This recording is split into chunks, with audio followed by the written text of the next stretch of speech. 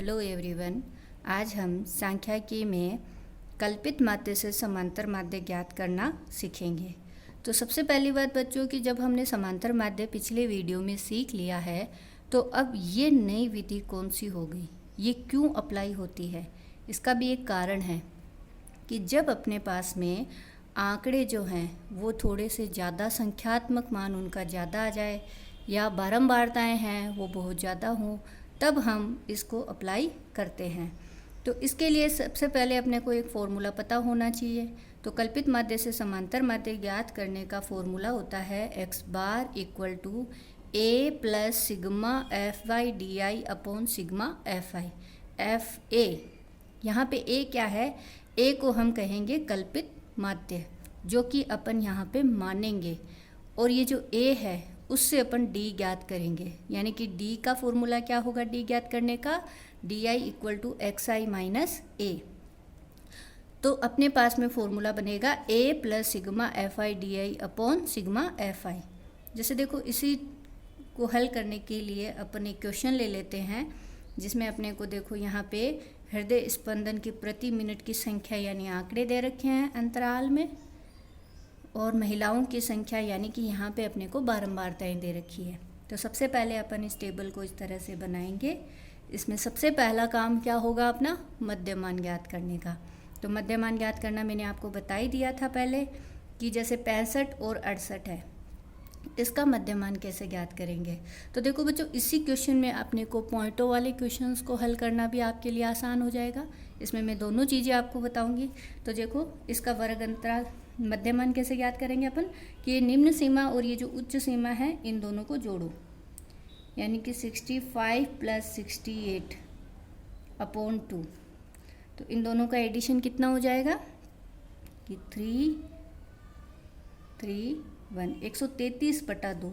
133 में 2 का भाग लगाओ, 6.5 यानी कि 66.5 इन दोनों का मध्यमान आ जाएगा। ठीक है, इस तरह से अपन अगला मध्यमान 68 से 71 के बीच में, यानी 68 और 71 को आप जोड़ोगे, बटे में 2 का भाग लगाओगे तो अपने पास में आ जाएगा 69.5। ऐसे ही 72.5, ऐसे ही 75.5, ऐसे 78.5, 80 और 83 का मध्यमान 81.5, 83 और 86 का मध्यमान 84.5। तो ये सारा अपन ने मध्यमान ज्ञात कर लिया। तो मध्यमान ज्ञात करना मेरे ख्याल से सभी बच्चों को आ गया होगा। मध्यमान को कई जगह पे अपन आपकी किताब में ही अपन इसको वर्ग चिन्ह भी कहते हैं। तो कई जगह अगर आपको यह वर्ग चिन्ह दिखाई दे तो आप कंफ्यूज मत होना कि इसका मीनिंग क्या है, मध्यमान ही है। और इसका फॉर्मूला क्या हो गया, निम्न सीमा प्लस ऊपरी सीमा डिवाइडेड बाय 2। निम्न सीमा और ऊपरी सीमा को जोड़ के 2 का भाग लगा तो वो आपका मध्यमान आ जाएगा, वर्ग चिन्ह आ जाएगा। इसके बाद देखो बच्चों, अपन इसमें कल्पित माध्य को मानेंगे, और वो कल्पित माध्य अब अपना नेक्स्ट स्टेप रहेगा क्या माने। क्या माने मतलब कि ये जो मध्यमान है इनमें से कोई भी एक मान आप कल्पित माध्य मान सकते हो। जैसे मैंने 66.5 माना तो 66.5 से भी आपका वही आंसर आएगा, लेकिन हम ज़्यादातर इसको मिड वाला मान लेते हैं। कोई भी आपका बीच का मान हो, जरूरी नहीं है 3 और 3 ऊपर हो, ऊपर 2 या नीचे 4 भी आप छोड़ सकते हो। कोई भी मध्यमान के मान को किसी भी एक को मान लिया तो राउंड अबाउट अपन हमेशा बीच का मान ही मानते हैं। तो इसमें जैसे मैंने बीच का मान मध्यमान माना 75.5, अब अपना मध्यमान हो गया 75.5। इसके बाद में अपने को सूत्र के अकॉर्डिंग क्या ज्ञात करना है, डी ज्ञात करना है, डी आई। और डी आई का फॉर्मूला मैंने अभी आपको क्या बताया था पहले, एक्स आई माइनस ए। तो डी आई इक्वल टू हो गया एक्स आई माइनस ए, और ए का मान कितना है 75.5, तो एक्स आई माइनस 75.5। तो एक्स का मान क्या है, जैसे 66.5 है, 66.5 में से क्या घटाएंगे अपन, 75.5, तो कितना बचेगा अपने पास में, माइनस का 9, इसलिए यहाँ पे क्या आ गया, माइनस का 9। बात क्लियर है। ऐसे 69.5 में से 75.5 घटाएंगे तो कितना आएगा, -6। 72.5 में से 75.5 घटाए तो -3। 75.5 में से 75.5 घटाए तो 0, है ना। 78.5 में से 75.5 घटाए तो 3। 81.5 में से 75.5 घटाया तो 6, 84.5 में से 75.5 घटाया तो 9। तो इस तरह से अपन ने ये डी की टेबल ज्ञात कर ली। यहाँ तक सबके क्लियर होगा। अब अपन अगला फॉर्मूले के अकॉर्डिंग ज्ञात करेंगे FI/DI, यानी कि बारंबारता और ये जो D है इनका मल्टीप्लाई। बारंबारता यहाँ 2 है, D यहाँ -9 है, तो 2 × 9 कितना हुआ 18। यहाँ माइनस था, माइनस लगा दिया। 4 × 6 यानी कि 24, माइनस का 24। 3 × -3 -9। 8 × 0 कितना आया 0। 7 × 30 7 या 21। 8 छक्के 24। 9 दूनी 18। इस तरह से अपन ने FI/DI ज्ञात कर लिया।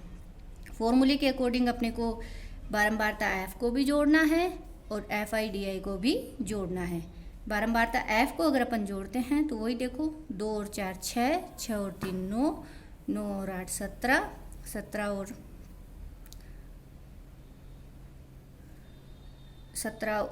7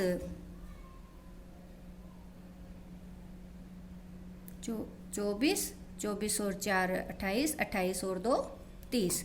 इस तरह से FI/DI। अब देखो बच्चों, FI/DI को जोड़ने के लिए आपको थोड़ा सा सोचना है कि पहले आप यहाँ पे इन माइनस वाले मानों को जोड़ लो कि -18, -24 और -9 को जोड़ा तो कितना आया -51। और 21, 24 और 18 को जोड़ा तो अपन ने पास कितना आया मान प्लस का 63। तो प्लस के 63 में से माइनस का 51 अगर अपन घटाते हैं तो अपने पास में मान कितना आएगा प्लस का 12। इस तरह से ये संख्याएं अपने पास छोटी हो गई। अब इन सभी मानों को अपन फॉर्मूले में लिख देंगे। फॉर्मूला क्या है, सबसे पहले आपको सभी को फॉर्मूला याद होना चाहिए।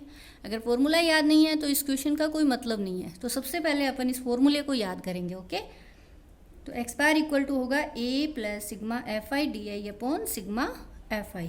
अब a अपन ने जो शुरू में माना था 75.5 वो मान रख दिया, plus sigma FI/DI। Sigma FI/DI की वैल्यू कितनी आई 12, तो अपन ने 12 लिख दी। सिग्मा FI की वैल्यू कितनी आई 30, तो अपन ने 30 लिख दिया।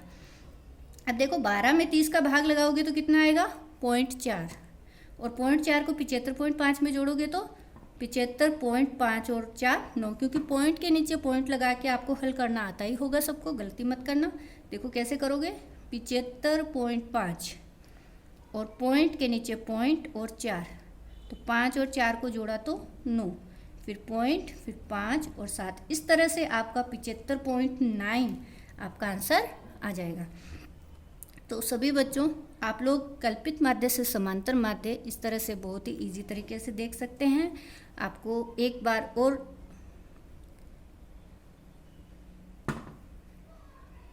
इस वीडियो को एक बार और देखें, 2 बार देखें, तो ये लास्ट तक आपको बहुत ही अच्छे से समझ में आ जाएगा। ओके बच्चों, तो आपकी किताब के अंदर जितने भी सवाल दे रखे हैं उन सभी को इस वीडियो को देखते हुए हल कर लें।